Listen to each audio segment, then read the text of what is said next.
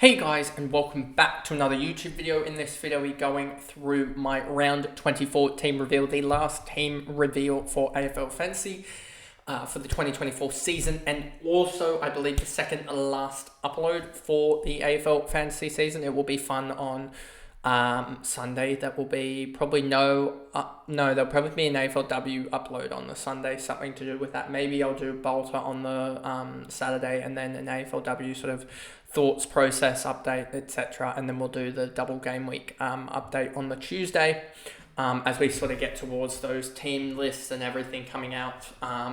And we look into more detail about AFLW as more stats are coming out, etc. With less than a week to go now for it. Yeah, week and a bit, just over 7 days left until the first game. But anyway, let's just jump into this video here. I hope it has the right screen. Yep, it does. So you'll probably see already the trades that I've made, and there's a sort of a reason behind it. There's a lot of emergency looping, and that was sort of the thing that I was trying to find, is how do I get this emergency looping right? So here are the trades here, and this one is the major one, and the reason for it is this mid-forward stats, and you'll actually see Caleb Sarong's in the utility slot at the moment, and there's a reason behind that. There's a reason to the madness, and that's all because of this matchup here. This Geelong versus West Coast matchup is absolutely huge going into the final round.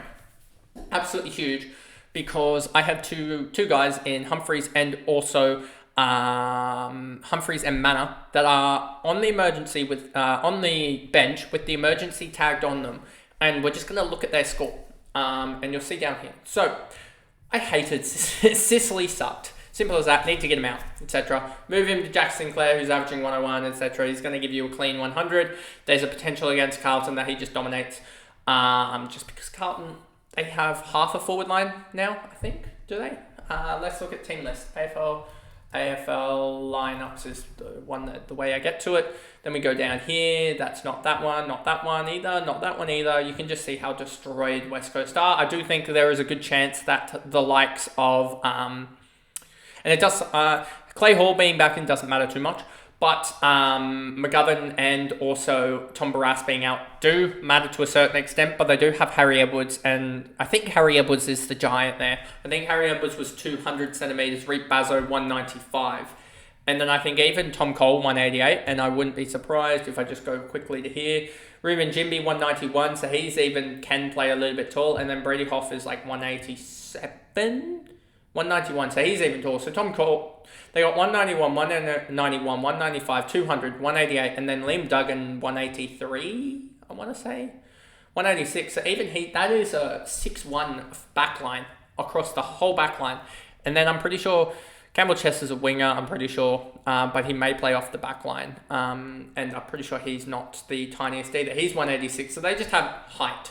That's all that they're going with to combat Cameron, Neal, and also Henry, sorry. But the key game for me is, where is it? It's this one here. No, it's not that one. I swear I just went, I meant this game here. With respect to Sinclair in the midfield, Philippou half forward, Hunter Clark in the centre line. This will be an interesting one. But I do like Sinclair as a midfielder. If I bring up, is it this one? Let's see. Carlton here, midfield. I like him as a midfielder, especially if they give him midfield time. I don't know what they'll do with Hunter Clark. But if we go to Sinclair here, we go to his team sources. And when he gets midfield time, his splits are a lot better. And you just see here, yes, he did score really well against Geelong.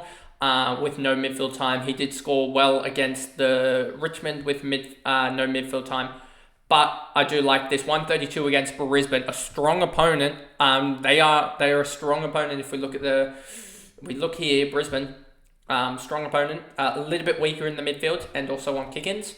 So yeah, he kind of needs to get the kick-in points, but also needs to get the midfield points. He needs to stay away from his common denominator of turnover points. But the thing is, I just think he's the most guaranteed point scorer out of everyone left in the back line. We lost Sheasel. Jordan Clark and Luke Ryan, I think they're playing they're playing Port at home. But Port are genuinely a horrific matchup. Like, look at how horrific that matchup is. So watch them do well. Then you've got North Melbourne for the Hawks boys. That's a tough matchup. That has actually turned a little bit more sour, it looks like. I've got the right matchup there. So I thought that would turn a little bit better than it did. And Carlton right here are just sort of, you can see the easiest matchup for defenders. So probably out of all the ones that everyone has, like I don't think someone's going to take a punt on Jaden Short. You probably could actually take a punt on a Jaden Short, now thinking about it, given that it's against Gold Coast, who genuinely are a decent matchup for defenders. So you could do that. If you had Jaden Short on the emergency, like on the bench. I don't have that. I have to have a starting guy, and I just think Sinclair is the best starter. So that's why I went there. Got rid of Sicily because he stinks. He's just in a lockdown sort of role, or just he's just in a form slump where he can't mark the ball genuinely.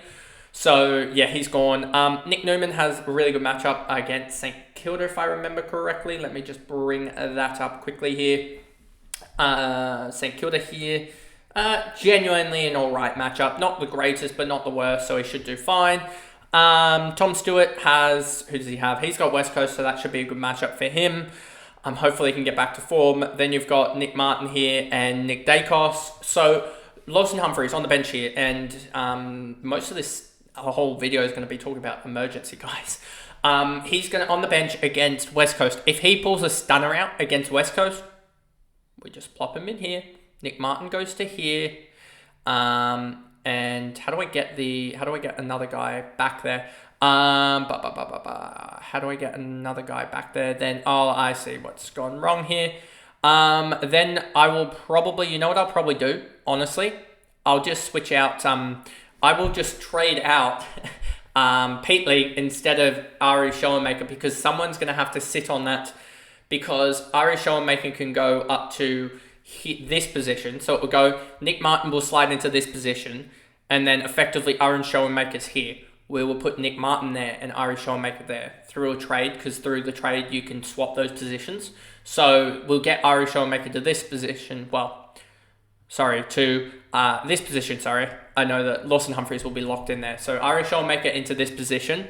Then we put Nick Martin into this position. James Peatling can stuff off. And then that gives me Nick Martin on the emergency.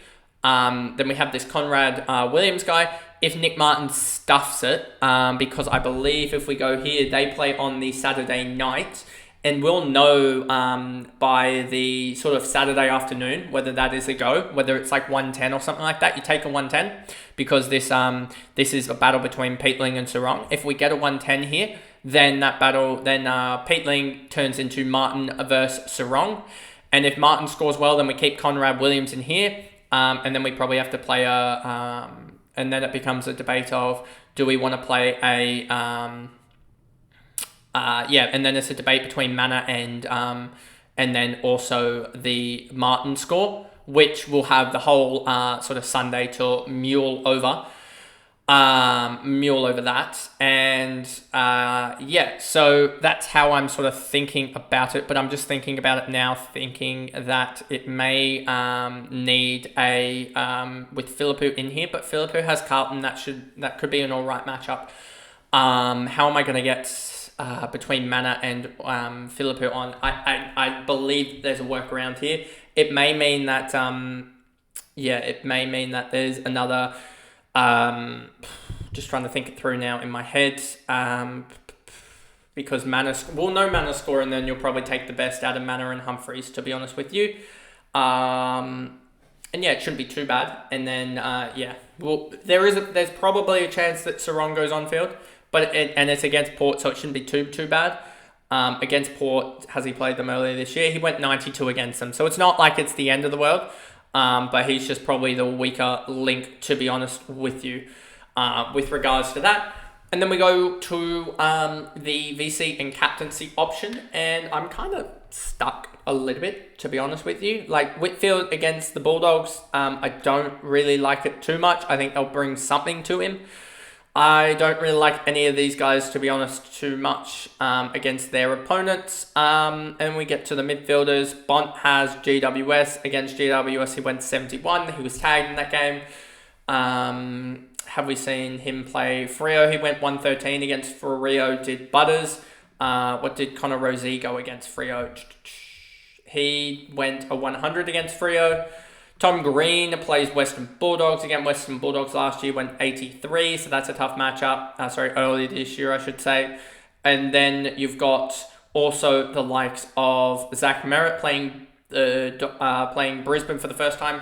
Hasn't played them all year. And then you get to the ruck line, probably the more consistent line of the whole year. If you get Romo's L5 is probably going to be 130, 131, 134. And then you've got Tristan Cherry, 144, 146.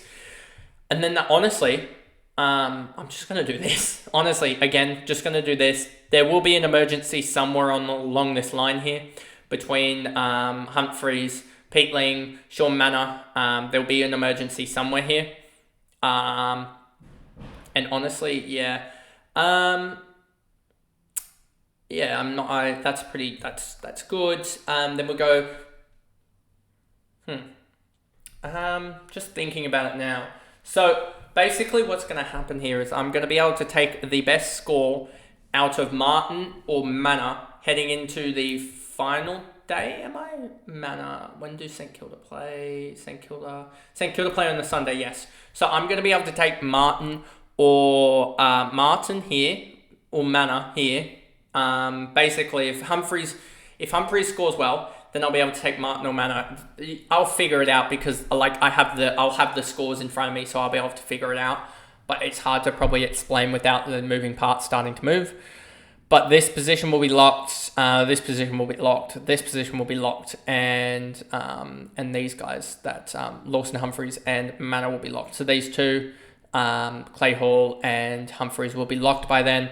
So the moving part, Dacos will be locked. Tom Stewart will be. So it's going to be Martin here that will move most likely, I would suspect. And he will move because Sinclair probably plays too late, so he will move into the midfield line. And then I'll trade out Peatling for Showmaker if that move is needed, which isn't too bad of a thing to do. Is it? Yeah, that's required because I need that extra defender. Yep, so that's fine. And yeah, so it's all fine in the end. I'm pretty sure I figured it out. We're going for the rucks, and there will be an emergency link, so I don't need to in the end have Williams here, because by then Zach Reid, when does Tristan Cherry play? Just making doubly sure of this. He plays at 4:35. They play at 7:25. I'll know by then that I want to take Tristan Cherry's score or not. So that's fine. And then that's pretty much the video. I worked it all out. Took only, I started figuring this out like at 9:15. It's now 9:40. So only took 30 minutes or so to do. So we got it done. And that's the final fantasy team for the year. 19k left in the bank. 4622 ranking. Can we push 4,300? Who knows? Let's see. And yeah, just an off season, I think, in the end, that really just forgot about cash generation. And I think that's what caused chaos in the end. So that's something I'm really focusing on in terms of AFLW fantasy. And then we have that shift over in the channel content in the next week or so, which is being greatly received by you guys. I can tell you that. But anyway, if you did enjoy it, remember to like and subscribe. Turn the notification bell on as we shift over, and thank you guys for the AFL men's fantasy season at large. Bye guys.